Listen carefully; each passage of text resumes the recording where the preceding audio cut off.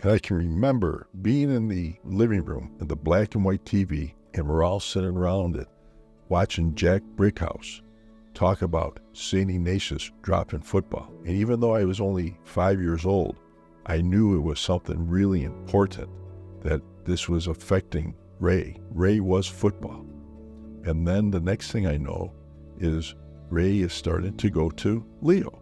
My father was like Eisenhower with the battle plan of like, where is Ray going to go to school next? What's going to be best? You know, when he left Ignatius, he wanted to go to Leo, and my father called, who spent years in the seminary, called many of his friends. But my father did a hell of a lot of research and decided that Leo was the place for Ray. When I went to work at Leo in 2010, I also realized what a tremendously generous supporter he was. That's the type of person he is. He wants to help people. Ray went off to St. Joe's, and we never saw him again. I disappeared really when I was 18 from Southside. And if it weren't for the Leo dinners and Leo luncheons and everything, I wouldn't have the benefit and the joy of knowing my old friends from Leo again.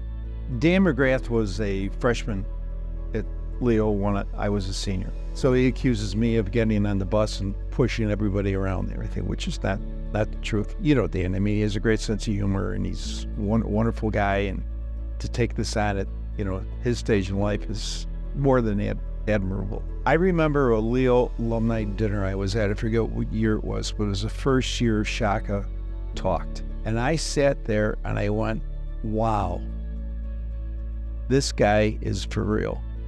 This guy has it.